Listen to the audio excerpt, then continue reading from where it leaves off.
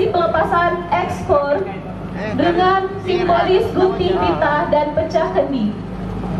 Marilah kita hitung mundur.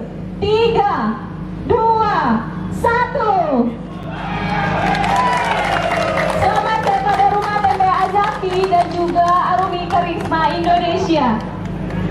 3, 2, 1. Dirjen Kementerian Perdagangan Kemendak melepas ekspor tempe perdana ke Jepang sebanyak 4,8 ton dengan nilai $13.000 US atau setara dengan 187 juta rupiah.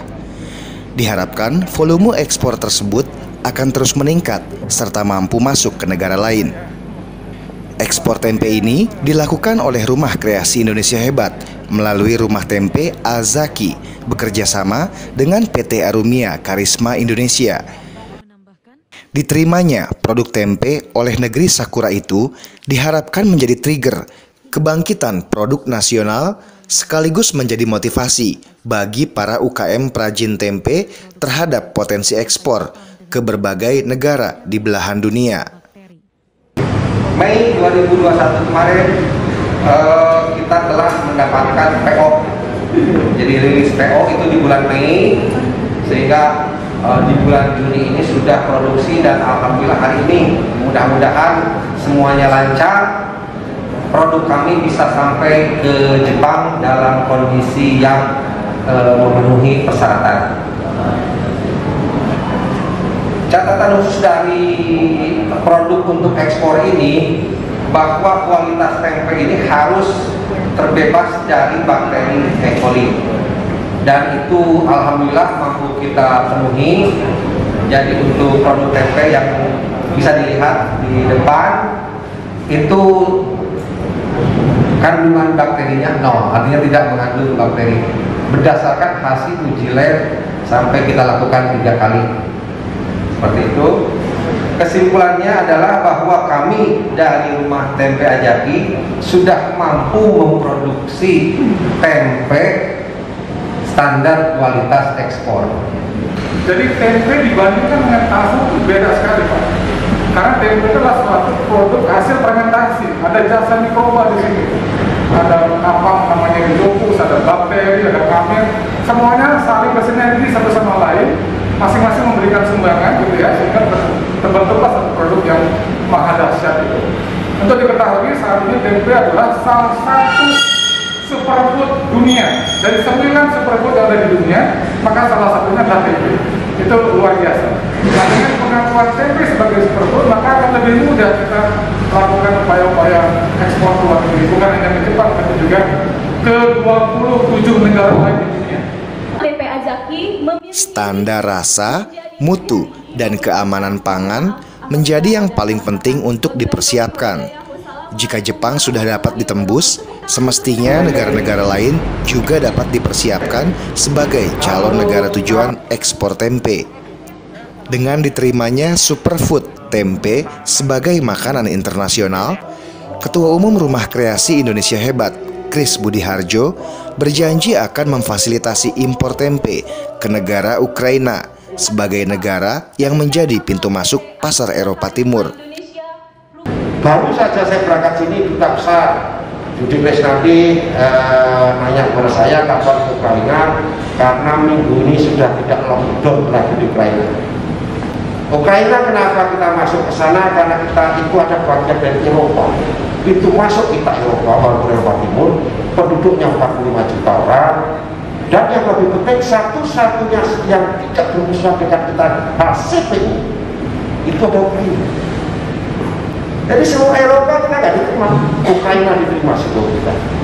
Nah, jadi persahabatan Indonesia Ukraina sangat bagus sehingga dapat dimanfaatkan untuk ekspor.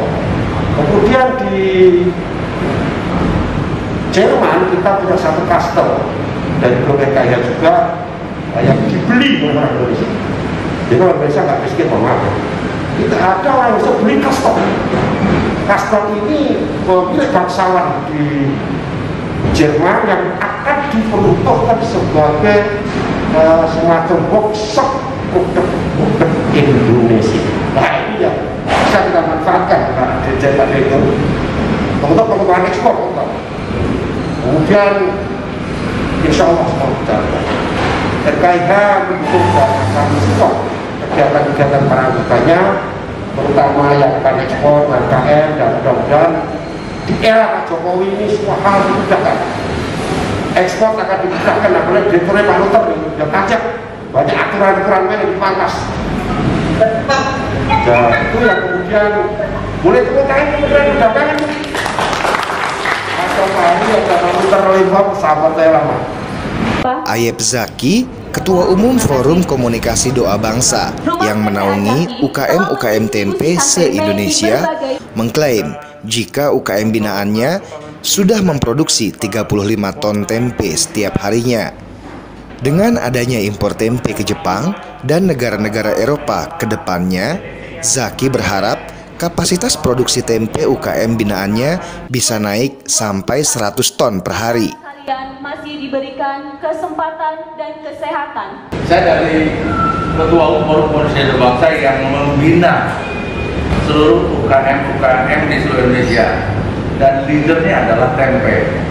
Ini mulai dari Januari 2005 sudah lalu, dan produksi tempe saat ini sudah 34 ton per hari, dan ini mengkonsumsi kacang kedelai kurang lebih 14.000 ton setahun. 14.000 ton tempe kacang kedelai yang kita butuhkan, dan ini target kita per harinya adalah kurang lebih 100 ton per hari targetnya. Ini baru tercapai 34%.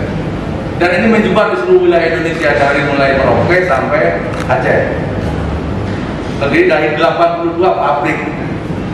Nah, pabrik percontohan ada di Kota Bogor, Kota Sukabumi, Cilengsi, di Palu, Palangkaraya, dan sekarang di Pangkalan Bun.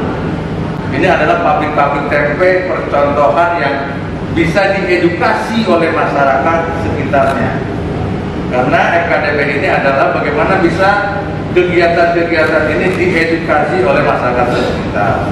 Karena kita yakin dengan kualitas dan merek, sehingga kita akan berbagi ilmu dengan masyarakat.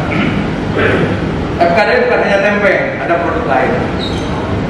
Mohon izin ini dengan Rumah Kreasi Pak Kris, juga dari Pak Direktur, Perindah terus bina kami, karena FKDP ingin juga mengekspor komoditas lainnya.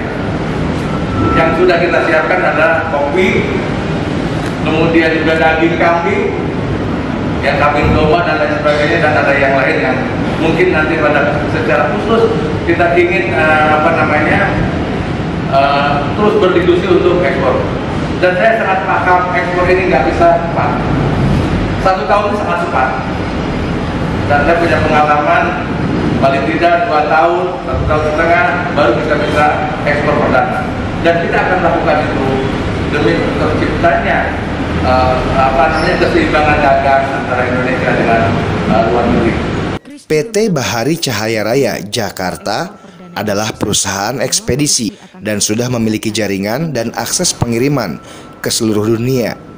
Perusahaan ini dianggap memiliki kapasitas yang cukup kredibel karena sudah memiliki keagenan yang cukup kuat di Jepang sebagai negara tujuan impor, serta infrastruktur penunjang seperti storage penyimpanan serta armada tracking yang baik. Kalau untuk ekspor tempe ini, kalau kita dari Jakarta ke Jepang kurang lebih 2 minggu. 2 minggu akan sampai ke Jepang ya. Itu kalau memang Finland ya Pak, kalau Finland. Untuk pengiriman Arumia ini itu awalnya itu kita 1 kontainer dulu, isinya itu 8 palet. Jadi untuk pengiriman ini awalnya ini kan perdana ini ya PT Arumia. Akan continue ke depannya lagi, karena ini tempe ini akan terus dilestarikan makanan Indonesia ini di Jepang. Jadi kita juga membantu lah pengirimannya segala macam untuk ke Jepang. Jadi kita dari awal kita udah ada agen Jepang yang kuat. Jadi cold storage saya juga udah siap, dan sudah itu container reefer dan tracking saya juga udah siapkan semua. Jadi dari Jakarta, tim media Dewan Pimpinan Pusat Rumah Kreasi Indonesia Hebat mewartakan.